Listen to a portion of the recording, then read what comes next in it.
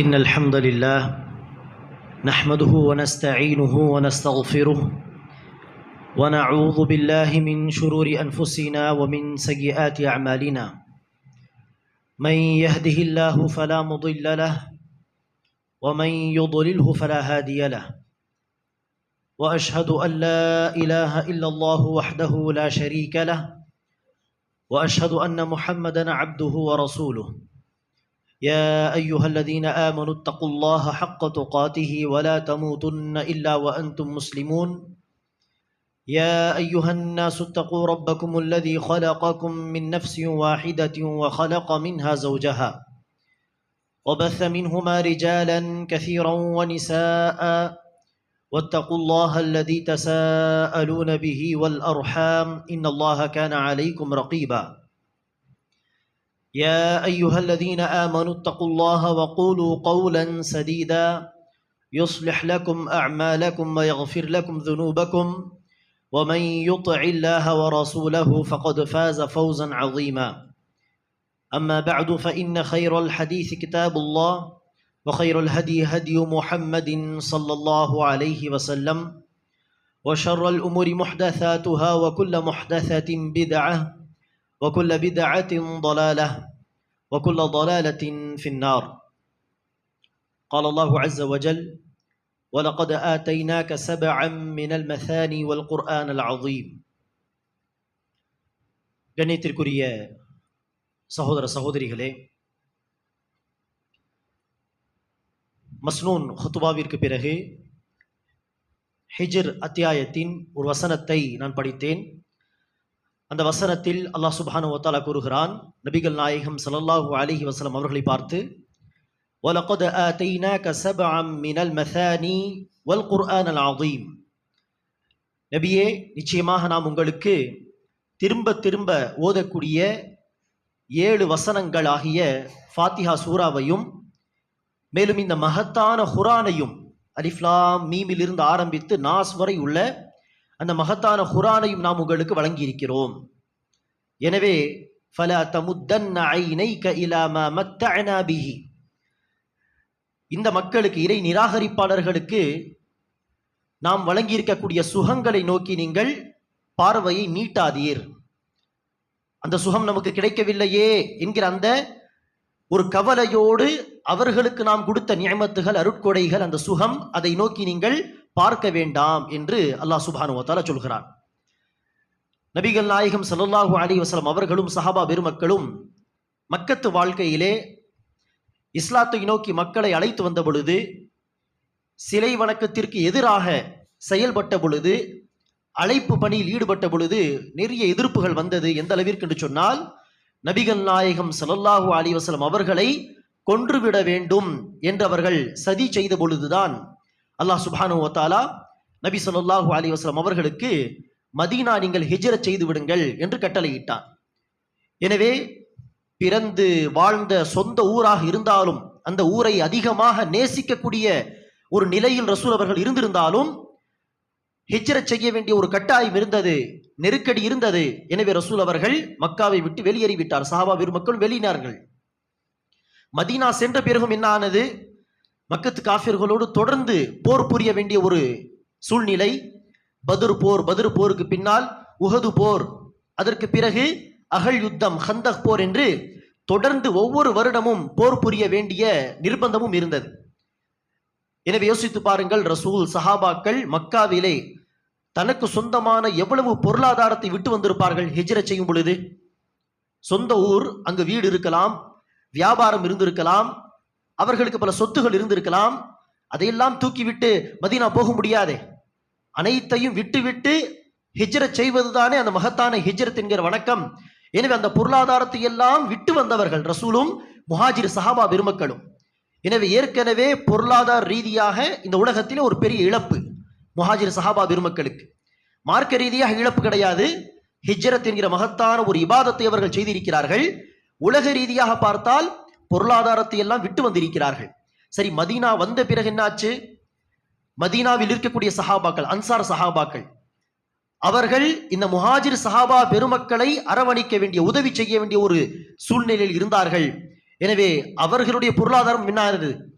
அவர்களுடைய குடும்பத்திற்கு செலவு செய்வது மட்டுமல்லாமல் முஹாஜிர்களுக்கும் செலவு செய்வது என்று அவர்களுக்கும் பொருளாதார ரீதியாக சில கஷ்டங்கள் வந்தது. தொடர்ந்து போர் புரிய வேண்டிய ஒரு நிர்பந்தம், வியாபாரத்தில் கவனம் செலுத்த முடியாத ஒரு நிலை சஹாபா பெருமக்களுக்கு.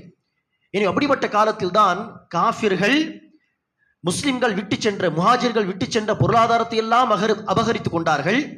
மேலும் அவர்கள் ஷாம் நாட்டுக்கு, யமன் நாட்டுக்கு பயணம் செய்து வியாபாரம் செய்து அந்த லாபத்தையும் ஈட்டு கொண்டிருந்தார்கள். இப்படி பொருளாதாரத்தை அவர்கள் ஒன்று திரட்டி கொண்டு இருக்க, இங்கு முஸ்லிம்கள் பொருளாதார நெருக்கடியில் இருக்க, அந்த காலத்தில் தான் அல்லாஹ் இந்த வசனத்தை இறக்கி சொல்கிறான், நபியே, உங்களுக்கு நாம் திரும்ப திரும்ப ஓதக்கூடிய இந்த 7 வசனங்களை, ஃபாத்திஹா சூராவையும் அதற்கு அடுத்து இருக்கக்கூடிய இந்த மகத்தான குர்ஆனையும், முழு குர்ஆனையும் நாங்கள் உங்களுக்கு வழங்கி இருக்கிறோம். எனவே நீங்கள் இந்த காஃபிர்களில் ஒரு சாராருக்கு நாம் வழங்கி இருக்கிற இந்த சுகம், செல்வம், இந்த பொருளாதாரம், இதை நோக்கி நீங்கள் பார்வையை நீட்டாதீர்கள். அந்த பொருளாதாரம், அந்த வசதி நமக்கு கிடைக்கவில்லையே என்கிற அந்த சிந்தனையோடு அவர்களை நீங்கள் பார்க்க வேண்டாம் என்று அல்லாஹ் சுப்ஹானஹு வ தஆலா சொல்கிறான். எனவே இந்த வசனங்களை கொண்டு நாம் பெற வேண்டிய மிகப்பெரிய படிப்பினை, பாடம் என்னவென்றால், அல்லாஹ் சுப்ஹானஹு வ தஆலா நமக்கு இந்த குர்ஆனை வழங்கி இருக்கிறான். இந்த குர்ஆன் மூலமாக அல்லாஹ் நமக்கு இஸ்லாம் என்கிற உண்மை மார்க்கத்தை, ஈமான் என்கிற உண்மை கொள்கையை, இறை நம்பிக்கையை வழங்கி இருக்கிறான்.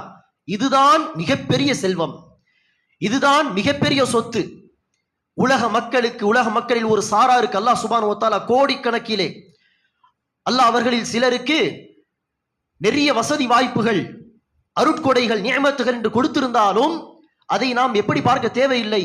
ஆஹா, இந்த செல்வம் நமக்கு கிடைக்கவில்லையே, கோடான கோடி இந்த சொத்து நமக்கு கிடைக்கவில்லையே என்று ஒரு வருத்தத்தோடு, ஒரு ஏக்கத்தோடு அவர்களை பார்க்க தேவையில்லை. ஏனெனில் அதைவிட எந்த ஒரு ஒப்பீடும் இல்லாத, ஒப்பிட முடியாத அளவிற்கு அதைவிட மிக சிறந்த பொக்கிஷம், செல்வம் நம்மிடத்தில் இருக்கிறது. அதுதான் இஸ்லாம் என்கிற சத்திய மார்க்கம், ஈமான் என்கிற உண்மை கொள்கை, இறை நம்பிக்கை.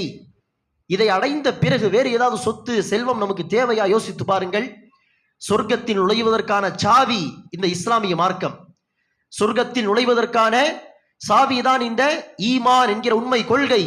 அந்த பொக்கிஷம் நமக்கு கிடைத்த பிறகு வேறு உலக ரீதியான செல்வம், பொருளாதாரம், சுகம் எல்லாம் கிடைத்தால் அல்ஹம்துலில்லாஹ், கிடைக்கவில்லை என்று சொன்னால் வருத்தப்பட தேவையில்லை.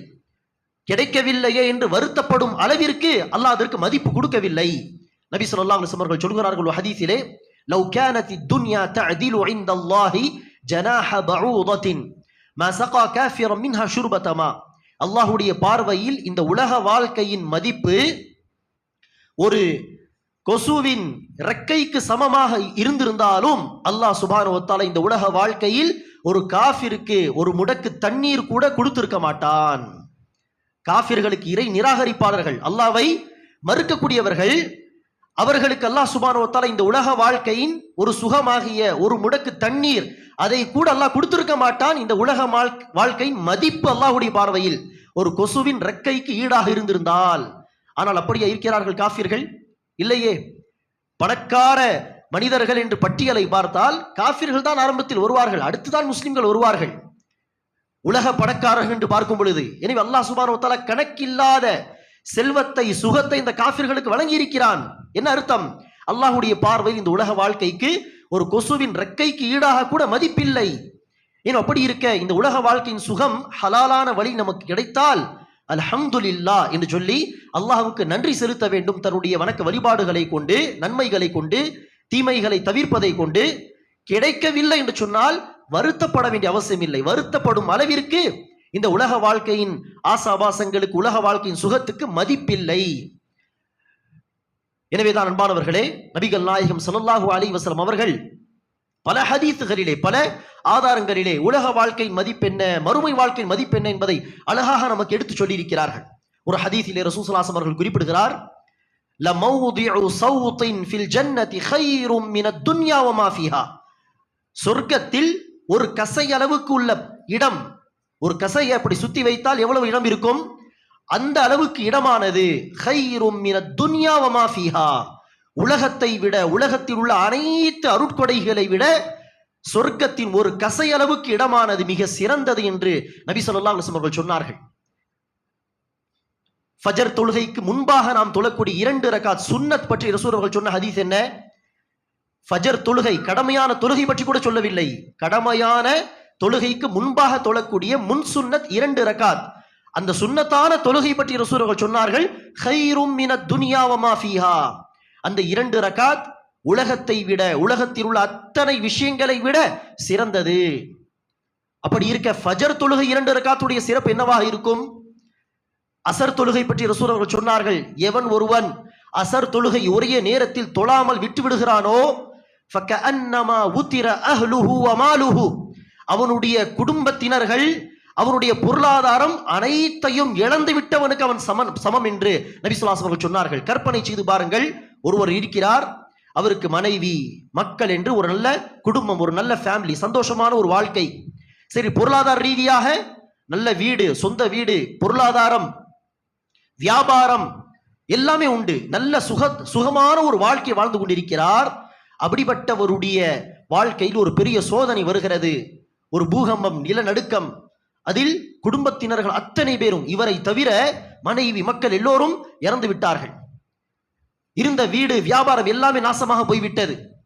ஏதோ இயற்கை பேரிடர் வந்த பிறகு குடும்பத்தினர்களும் வியாபாரமும் வீடும் எல்லாமே அழிந்து விட்டு இவர் தனியாக நிற்கிறார் என்று சொன்னால் கற்பனை செய்து பாருங்கள் அந்த நபருடைய நிலை என்னவாக இருக்கும் என்று ரசூல் அவர்கள் சொல்கிறார்கள். எவன் அசர் தொழுகை விட்டு விடுகிறானோ ஃபகஅன்னமா உத்திர அஹ்லுஹு வ மாலுஹு, அவருடைய குடும்பத்தினர்கள், பொருளாதாரம் எல்லாமே அழிந்து விட்டால் எப்படி இருக்குமோ அப்படிப்பட்ட நபருக்கு சமம் என்று சொன்னார்கள்.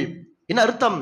அசருடைய 2 ரக்காத் தொழுகை இந்த உலகத்தில் கிடைத்த எல்லா நியமத்துகளை விட சிறந்தது. அசருடைய 4 ரக்காத். ஒரு முறை அபு ஜாஃபர் அத்-தஹாவி என்கிற மார்க்க அறிஞர், 3ஆம் நூற்றாண்டில் வாழ்ந்த ஒரு அறிஞர், அவர்கள் மாணவராக இருக்கும் பொழுது நடந்த ஒரு சம்பவத்தை சொல்கிறார். நான் என்னுடைய ஆசிரியருடைய வகுப்பிலே, மஜ்லிஸிலே இருந்தேன். அவர்கள் பாடம் நடத்தி கொண்டிருந்தார்கள். அந்த சமயத்திலே ஒரு பணக்காரர் சபைக்கு நெருக்கமாக கடந்து சென்றார். அந்த காட்சியை பார்த்த நான், அபு ஜாஃபர் அத்-தஹாவி, இமாம் தஹாவி சொல்கிறார், நான் அந்த செல்வந்தரையே உற்று கவனித்து பார்த்தேன் அவர் கடந்து செல்வதை. எனவே நான் பாடத்தை கவனிக்காமல் அந்த செல்வந்தர் கடந்து செல்வதை நான் பார்க்கிறேன் என்பதை ஆசிரியர் கவனித்தார். என்னை பார்த்த ஆசிரியர் அந்த செல்வந்தர் கடந்து சென்ற பிறகு கூறினார், என்ன, அந்த செல்வந்தருக்கு கிடைத்த செல்வம், பொருளாதாரம் உனக்கு கிடைக்கவில்லையே என்கிற அந்த வருத்தத்தோடு அந்த செல்வந்தரை நீ பார்க்கிறாயா என்று கேட்க, நானும் யதார்த்தமாக ஆம் ஆசிரியரை என்று சொல்ல, என்னுடைய ஆசிரியர் சொன்னார், சரி அப்படி இருக்க உனக்காக நான் ஒரு பிரார்த்தனை செய்யட்டுமா, உனக்காக நான் ஒரு துவா செய்யட்டுமா அல்லாஹ்விடத்திலே? என்ன துவா என்று கேட்க அவர்கள் சொன்னார்கள், யா அல்லாஹ், இந்த செல்வந்தருக்கு நீ கொடுத்த அந்த செல்வம், பொருளாதாரம், ஆசாபாசங்கள், வசதி, வாய்ப்பு, சுகம், அதையெல்லாம் அபு ஜாஃபர் என்னுடைய இந்த மாணவருக்கு கொடுத்து விடு. என்னுடைய மாணவருக்கு நீ கொடுத்த இந்த இஸ்லாமிய கல்வி, மார்க்க கல்வி, அவருக்கு கொடுத்த அந்த இஸ்லாமிய அறிவு, மார்க்க அறிவு, அதையெல்லாம் தூக்கி அந்த செல்வந்தருக்கு கொடுத்து விடு என்று நான் பிரார்த்தனை செய்யட்டுமா என்று கேட்க இமாம் தஹாவி சொன்னார்கள், இல்லை இல்லை வேண்டாம். அல்லாஹ் அவருக்கு கொடுத்த அந்த செல்வத்தை விட இந்த மஜ்லிஸில் உட்கார்ந்து மார்க்கத்தை படித்து நான் அடைந்த இந்த மார்க்க கல்வி, இந்த மார்க்க கல்வியின் ஊடாக எனக்கு கிடைத்த அந்த ஈமான், அந்த இஸ்லாத்தின் அறிவு, இதுதான் மிக பெருமதியான ஒரு செல்வம் என்று எனக்கு தெரியும். அப்படி துவா செய்ய வேண்டாம் என்று சொன்னார்கள். எனவே இந்த சிந்தனை நம்மிடத்தில் வர வேண்டும். அல்லாஹ் சுப்ஹானஹு வ தஆலா சொர்க்கத்தில் நுழைவதற்கான சாவியை, இஸ்லாம், ஈமானை நமக்கு கொடுத்திருக்கிறான். இஸ்லாத்தில் கட்டளைகளுக்கு ஏற்ப அமல் செய்யக்கூடிய ஒரு வாய்ப்பை, பாக்கியத்தை கொடுத்திருக்கிறான். இதுதான் மிகப்பெரிய செல்வம்.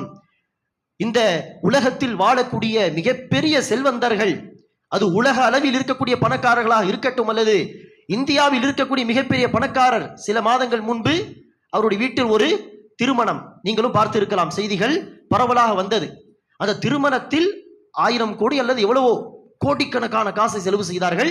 அது அல்லாஹ் அவருக்கு கொடுத்த செல்வத்தின் 0.1% எதுவும், கணக்கில்லாத செல்வத்தை எல்லாம் கொடுத்திருக்கிறான். ஆனால் எவ்வளவுதான் செல்வம், சொத்து இருந்தாலும் அந்த நபரிடம் ஈமான் இல்லை என்று சொன்னால் அது உண்மையிலே ஒரு சுகம்தானா, உண்மையிலே ஒரு நியமத்து தானா என்று யோசித்து பாருங்கள். ஒருபோதும் கிடையாது. எனக்கு அல்லாஹ் சுப்ஹானஹு வ தஆலா கோடான கோடி கணக்கிலே, லட்சக்கணக்கிலே காசு கொடுக்கவில்லை என்று சொன்னாலும், ஏதோ ஒருவேளை சாப்பிட்டால் அடுத்த வேளை சாப்பாட்டுக்கு வழி இல்லாமல் போனாலும் அல்லாஹ் எனக்கு ஈமானை இஸ்லாத்தை கொடுத்திருக்கிறான் என்று சொன்னால் இதுதான் மிகப்பெரிய நிஅமத்.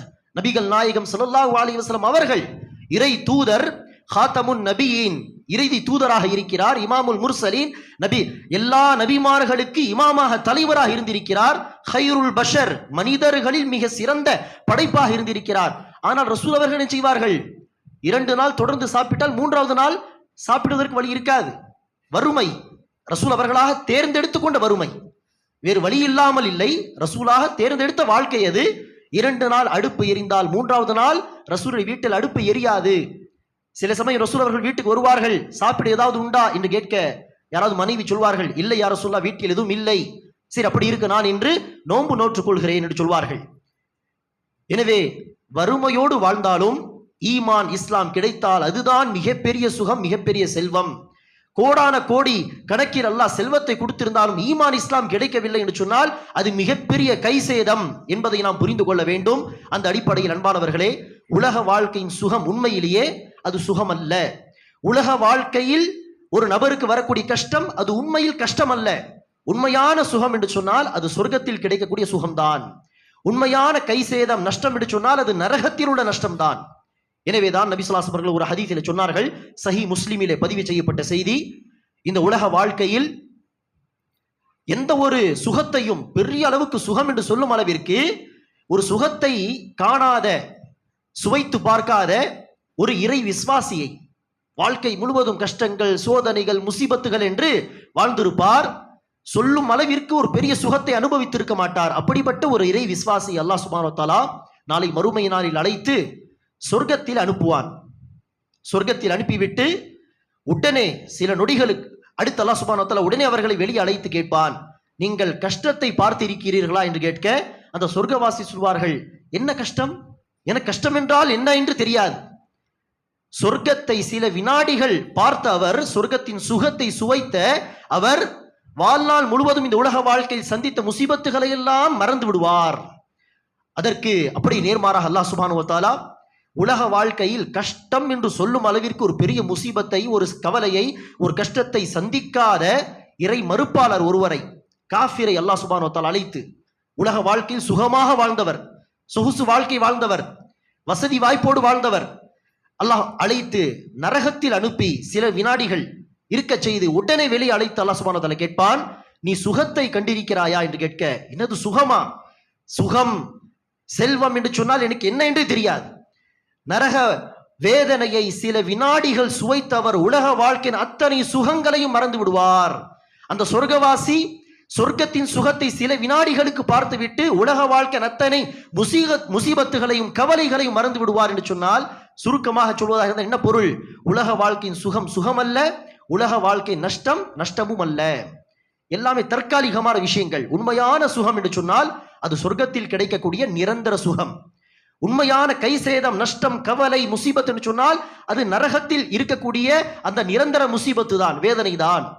எனவே அன்பானவர்களே, நம்முடைய இலக்கு எப்போதும் மறுமை வாழ்க்கையில் வெற்றி பெறுவது, மறுமை வாழ்க்கையில் கைசேதத்தை விட்டு தன்னை பாதுகாத்துக் கொள்வது என்பதாக தான் இருக்க வேண்டும். அது சம்பாதிக்கக்கூடிய வீட்டில் பொறுப்புதாரிகளாக இருக்கக்கூடிய நாமாக இருக்கட்டும், அல்லது படிப்பறிவு தேடக்கூடிய மாணவர்கள் மாணவிகளாக இருக்கட்டும், அல்லாஹ் ஈமான் கொடுத்த அத்தனை பேரும் மறுமை வாழ்க்கையை அடிப்படையாக இலக்காக வைத்துக் கொண்டு இந்த உலக வாழ்க்கையின் சுகங்களை, லாபத்தை அல்லாஹ் அனுமதித்த வழியில் தேட வேண்டும். கிடைத்தால் அல்ஹம்துலில்லாஹ் என்று அல்லாஹ்வுக்கு நன்றி செலுத்த வேண்டும். கிடைக்கவில்லை என்று சொன்னால் பெரிதளவில் கவலைப்பட தேவையில்லை. அடுத்து செய்ய வேண்டிய வேலைகளை பார்க்க வேண்டும். மறுமை வாழ்க்கையின் சுகத்தை, மறுமை வாழ்க்கையின் சொர்க்கத்தை அடைவதை தனக்கு இலக்காக வைத்து நாம் பயணிக்க வேண்டும். அல்லாஹ் சுப்ஹானஹு வ தஆலா நம் அனைவருக்கும் அந்த பாக்கியத்தை, அந்த சிந்தனையை, அந்த உறுதியான ஈமானை கொடுப்பானாக. மறுமை வாழ்க்கையில் வெற்றி பெறக்கூடிய அந்த பாதையை தேர்வு செய்து அந்த பாதையில் தொடர்ந்து பயணிக்கக்கூடிய பாக்கியத்தை தருவானாக. ஆமீன். வாஹிரு தஅவானா அனில் ஹம்துலில்லாஹி ரப்பில் ஆலமீன். அல்ஹம்துலில்லாஹி ரப்பில் ஆலமீன். வஸ்ஸலாத்து வஸ்ஸலாமு அலா ரசூலிஹில் கரீம் நபீனா முஹம்மது வ அலா ஆலிஹி வ அஸ்ஹாபிஹி அஜ்மஈன். அம்மா பஅத். கணித்திற்குரிய சகோதர சகோதரிகளே, +2 மற்றும் 10th பரீட்சைகள் எழுதிய மாணவ மாணவிகளுக்கான ரிசல்ட்ஸ் வந்துவிட்டது. அதில் யார் அதிக மதிப்பெண் எடுத்து தேர்ச்சி பெற்றிருப்பார்களோ அவர்கள் அல்லாஹ்வுக்கு நன்றி செலுத்த வேண்டும். அடுத்து என்ன படிப்பது என்று வரும் பொழுது ஒன்று, இஸ்லாமிய கல்வியிலும் பட்டம் பெறக்கூடிய வாய்ப்புகள் இந்த காலத்தில் உண்டு. எனவே அந்த வழியை தேர்வு செய்தால் மிக சிறந்தது. குறிப்பாக பெண் பிள்ளைகள் அதிகம் சம்பாதிப்பது அல்லது ரிஸ்க் தேடுவது என்கிற பொறுப்பு அவர்களுக்கு கிடையாது. ஏன்னா அப்படி இருக்க ஒரு பட்டம் தேவை. அந்த பட்டம் இஸ்லாமிய கல்வியில் உள்ள பட்டமாக இருந்தால் எவ்வளவு சிறப்பாக இருக்கும். மார்க்க கல்வியும் வந்துவிடும், சொல்வதற்கு ஒரு பட்டமும் வந்துவிடும். எனவே இஸ்லாமிய ரீதியாக மார்க்க கல்வியை தேட முயற்சிக்கலாம், அது ஒரு நல்ல வாய்ப்பு. அதே போல இல்லை, நான் உலக படிப்பில் இன்னும் முன்னேற விரும்புகிறேன் என்று சொன்னால் மார்க்கம் தடை செய்யவில்லை. ஆனால் அதற்கென்று என்ன செய்யக்கூடாது, மார்க்க உலக கல்வியை நான் தேட விரும்புகிறேன், கல்லூரியில் சென்று படிக்க விரும்புகிறேன் என்று சொல்லி ஹிஜாபை விட்டுவிட்டு இஸ்லாமிய மற்ற பல சட்ட திட்டங்களை எல்லாம் மறந்துவிட்டு உலக கல்வியை தேடுகிறேன் என்று போனால் அது மிகப்பெரிய கை சேதம். நாம் உலக வாழ்க்கையின் ஒரு சுகத்தை அடைவதற்காக வேண்டி மறுமை வாழ்க்கையை புறக்கணிக்கிறோம், அல்லாஹ்வுடைய சட்டங்களை தூக்கி எறிகிறோம் என்று பொருளாகும். எனவே அப்படி செய்யக்கூடாது. மார்க்கம் வரையறுத்த அந்த வரையறைக்குள் இருந்து கொண்டு உலக கல்வியை தேடுங்கள், மார்க்கம் தடை செய்யவில்லை. எனவே அதற்கான வாய்ப்புகள் என்ன என்பதை தேட வேண்டும்.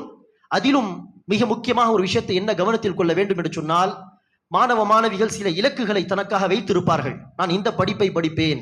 உதாரணத்திற்கு MBBS சொன்னால் இந்த காலத்தில் MBBS படிப்பது பெரிய ஒரு கஷ்டமான பெரிய ஒரு சவாலாக மாறிவிட்டது.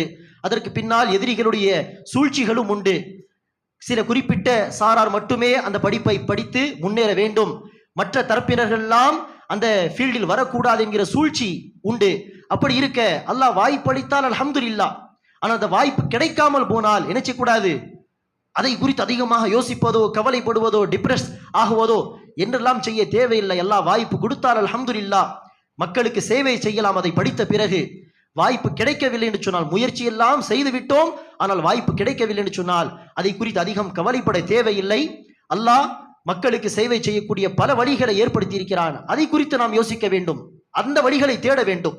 இப்படி தேர்ச்சி பெற்றவர்கள் அல்லாஹ்வுக்கு நன்றி செலுத்தி அதிக மதிப்பெண் எடுத்த காரணத்தினால் தேர்ச்சி பெறாத அல்லது குறைந்த மதிப்பெண் எடுத்த மாணவ மாணவிகள் முன்னால் பெருமை அடிப்பது என்றெல்லாம் செய்யாமல் அல்லாஹ்வுக்கு நன்றி செலுத்தி மேற்படிப்புக்கு அல்லாஹ் அனுமதித்த வழிகளை தேட வேண்டும். சமூகத்துக்கு எப்படியெல்லாம் சேவை செய்ய முடியும் என்பதை யோசிக்க வேண்டும். சரி, யார் குறைந்த மதிப்பெண் எடுத்திருக்கிறார்களோ, முயற்சி செய்த பிறகு, குறிப்பாக முயற்சி செய்யாமல் குறைந்த மதிப்பெண் எடுத்தால் கவலைப்பட வாய்ப்பு கிடையாது.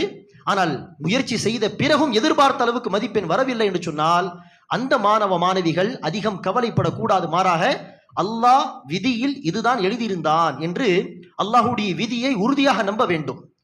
அல்லாஹ் சுப்ஹானஹு வ தஆலா விதியில் இந்த மதிப்பெண் தான் எடுப்பார்கள் என்று எழுதிவிட்டால், யார் என்ன முயற்சி செய்தாலும், என்னதான் பாடத்தை சொல்லி கொடுத்து விட்டாலும், அல்லது அந்த மாணவ மாணவிகள் என்னதான் சிறப்பாக பாடத்தை படித்து மனனம் செய்து விட்டாலும், புரிந்து வைத்தாலும், என்னதான் சிறப்பாக எழுதினாலும் அந்த மதிப்பெண் வராது.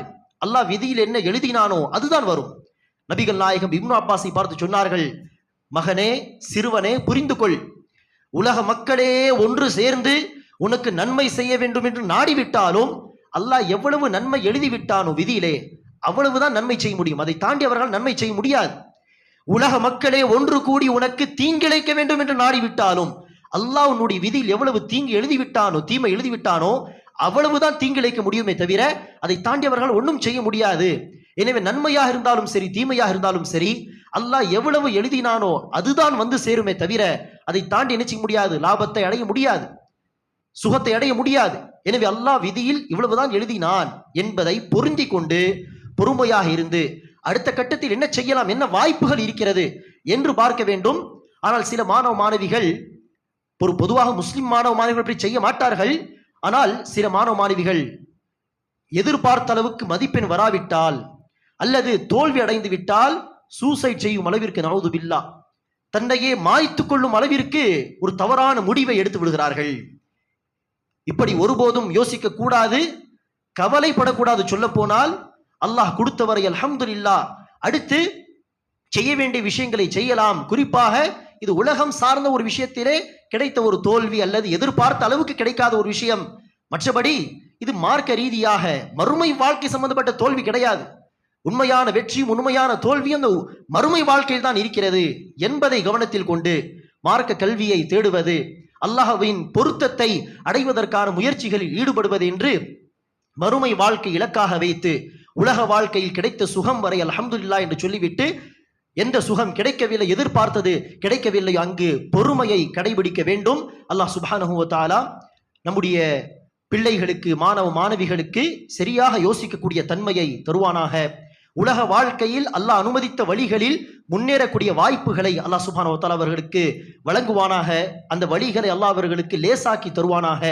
அதே போல மார்க்க கல்வியையும் அதே நேரத்தில் அதிகம் அதிகம் தேடி மார்க்கம் சொல்லக்கூடிய உண்மையான கொள்கையில் உறுதியாக இருந்து கொண்டு அல்லாஹ் சுப்ஹானஹு வ தஆலாவின் பொருத்தத்தை பெற்றுத்தரக்கூடிய காரியங்களில் ஈடுபடக்கூடிய தௌஃபீகை அல்லாஹ் சுப்ஹானஹு வ தஆலா நம் அனைவருக்கும் தருவானாக. ஆமீன்.